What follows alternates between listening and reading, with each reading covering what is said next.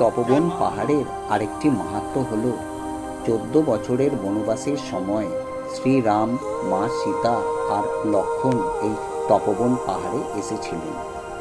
মা সীতা তখন হনুমানের মুখে শুনেছিলেন যে হনুমান রাবণের তপস্যা ভঙ্গ করে দিয়েছিলেন পাহাড়গুলো খণ্ড বিখণ্ড করে। যখন মা সীতা হনুমানের কাছে তার কথার সত্যতার প্রমাণ চান, তখন বজরঙ্গবলী নিজের কনিষ্ঠ আঙুল দিয়ে 11 বার একটা বড় পাথরের ওপর রাম নাম করে একটা লাইন টানে, আর ওই বড় পাথরের মাঝখানে একটা চিল হয়ে যায়, আর মাঝখানে হনুমানের মূর্তি দেখতে পাওয়া যায়। আজও লোকেরা সেইটার দর্শন করে থাকেন। আচ্ছা, কি পারপাসে চিড়েছিল? কি জন্য চিড়েছিল?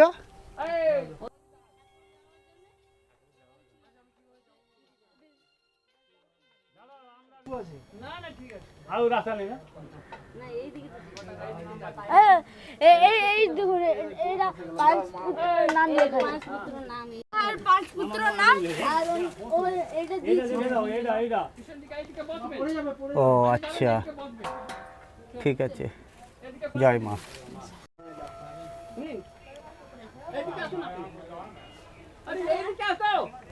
আমাদের সাথে যে গাইড ছিল সে খুবই তৎপরতার সঙ্গে আমাদের সঠিক রাস্তা দিয়ে পথ দেখিয়ে নিয়ে যাচ্ছিল।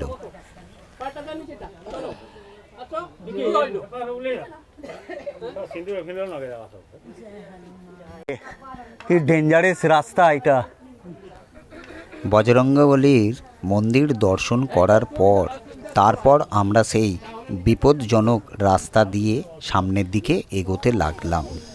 এইখানের ভিডিওটা বন্ধুরা তোমরা একদম স্কিপ করে দেখবে না, তাহলে যে ভ্রমণের মজাটা সেটা তোমরা নিতে পারবে না।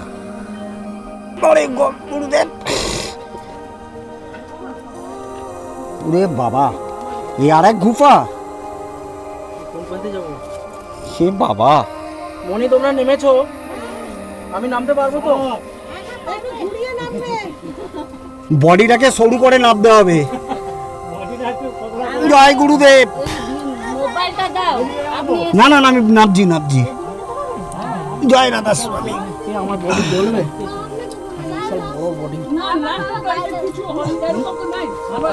জয় মহাবীর, জয় মহাবীর। দাঁড়াও না রে বাবা, আমি বডিটা তুলবো। আমার নামবার সময় যে সমস্যা হচ্ছিল তা দেখে গাইড পর্যন্ত হাসছিল, কিন্তু করার কিছুই ছিল না। দাঁড়াও, আগে বসতে দাও। জয় হনুমান। জয় হনুমান। চলো, জয় মা। হ্যাঁ এদিকে চলো, এদিকে বসে যান আপনি।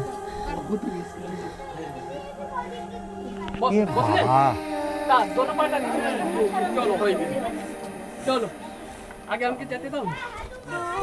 হ্যাঁ, যাও। না, এটা গুফা না, এরকম চলে যাবে, এরকম আছে রাস্তা, একটা আছে। চলো, এগুলো তোমাদের কাছে ইজি বাবু, আমাদের কাছে আমাদের ফাটছে।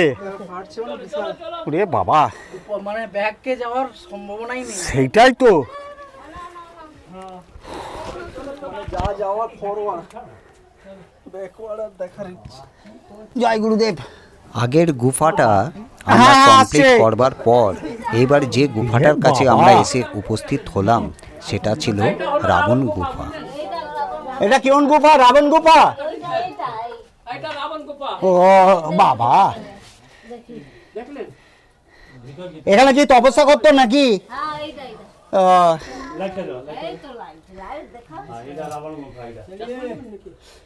মনি চলেছো? ফ্ল্যাশ মারো। মা আপনি কোনটা দিয়ে যাচ্ছেন? এই তো এটা দিয়ে যাচ্ছে। মনি কই? হ্যাঁ, এসো। দেখছেন এখানে রাবণ বসে তপস্যা করেছিল। আচ্ছা, চলো এবার চলো। কোথায়? এই জায়গায়? বাবা, কত বড় শরীর এইটুকুনি জায়গায়। বাবা, এখানে খাবে হয়েছে। রাবণ পাতলা করে দিয়েছিল আপনার মতো। হ্যাঁ, আচ্ছা, চলো। বলো শরীরটা পাতলা করে দিয়েছে।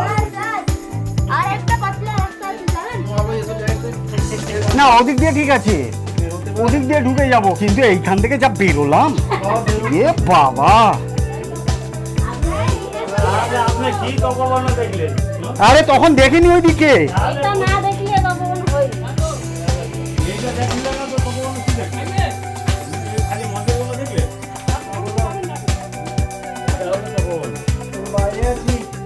আগে যাক। মা আদরা করে নাও।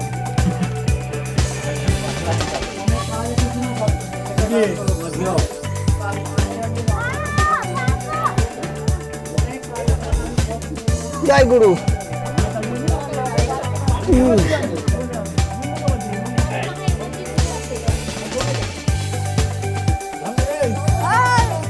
আরে এই, আবার ওই দিক দিয়ে যাবি না।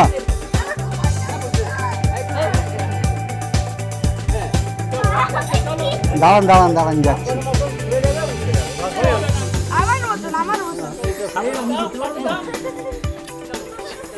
চলো চলো চলো আস্তে আস্তে যাও। এই বাবা এই খেয়া। আগে ওইটা ওইদিকে বসবেন বুঝলেন? হাত তো সব ফটো নেই কিন্তু আর কোন হবে না তো, আমি হ্যাঁ উপর হ্যাঁ और कहां है यार? আগে ও আগে আগে করতে করতে তো কতগুলো গর্ত দিয়ে ঢোকাচ্ছ আর বের করছো বাবু। अरे यही तो मजा है। आप तपोवन का क्या है? বাপরে। এই পাহাড় না চললে মজা না একটা লাস্ট ये तो लास्ट में आओगे अच्छा। না না লাস্ট वही तो और भीतर ढुको ना। না না नहीं ना और भीतर ढुके जाओ। উপরে উপরে দাঁড়াও দাঁড়াও আগে আমি নামি। পায়টা কোথায় গো? হ্যাঁ গো আহ, আসুন फली बातला। জয় গুরু। এরম ভাবে জয় শিব শম্ভু। ও দাঁড়া দাঁড়া ঘুরে যেতে হবে, ঘুরে ঘুরে এরম ভাবে। বাবা ওরে মা, মনে রাখবে আমার সারা জীবন।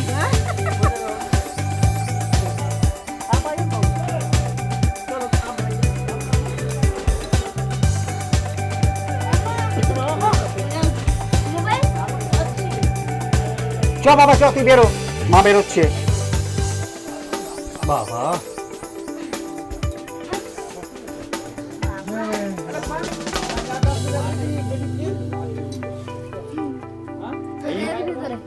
आइए। हाथ तो एक्सरसाइज पूरा हो गया सर। पूरा हो गया। जय श्री राम बोलो। जय श्री राम। এটা ধরো তো। जय श्री राम। জয় গুরু। जय गुरु। আহ কার পয়সা বল चलो बाबा बेरो। चल ওরে বাবা উফ, এই হচ্ছে এন্ট্রান্স আর এই হচ্ছে এক্সিট বাবা। এটা মেন ওই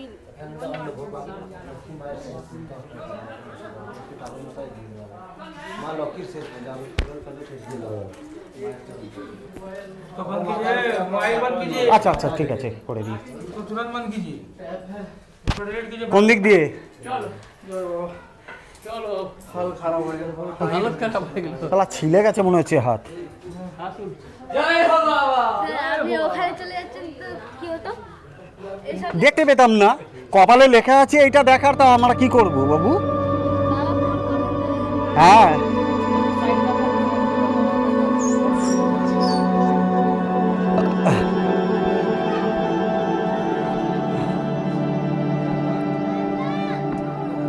আসুন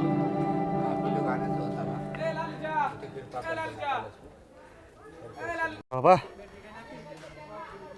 এই হনুমানের মন্দিরে প্রবেশ করে এই বেরোলাম বন্ধুরা, এই জায়গাটা দিয়ে। আমি কাম করলাম তার করতে কি হ্যাঁ হ্যাঁ বুঝতে পারছি গো, নেই আগে বললে আমি ওটাই তোমাকেই দিয়ে দিতাম। আমি তো বলছি তো আরে আমার ওখানে বাচ্চারা বলছে খেতে পাইনি আমি সেই জন্যই তো দিয়ে দিলাম বলো।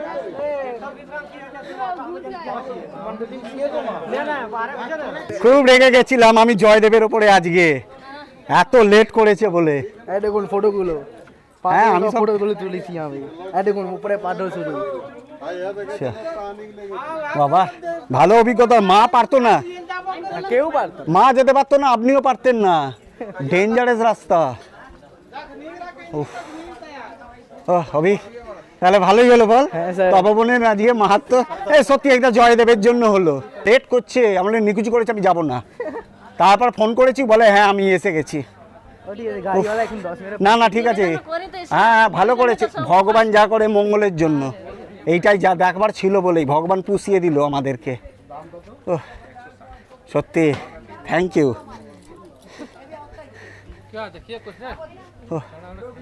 বন্ধুরা খুব সুন্দর অভিজ্ঞতা হলো। এসেছিস? হ্যাঁ স্যার কখন কেমন লাগলো? আর কি বলবো ও সত্যি আমার সঙ্গে ঘুরে খুব ভালোই হয়েছে বল। হ্যাঁ। রাজগীরের পর এইখানে আজকে trekking দেওঘর করলাম। খুব সুন্দর ঘুরেছি, খুব সুন্দর ঘুরেছি। 3 বারের বেলায় এখানে ঢুকে সার্থক। ও বাবা এটা পছন্দ হয়েছে তো? হ্যাঁ ঠিক আছে তো? আচ্ছা কত? 140 টাকা হ্যাঁ 100 টাকা নাও। 140 টাকা। মোল বলে জল পারে না ও বাচ্চা এ করেছে আবার কি?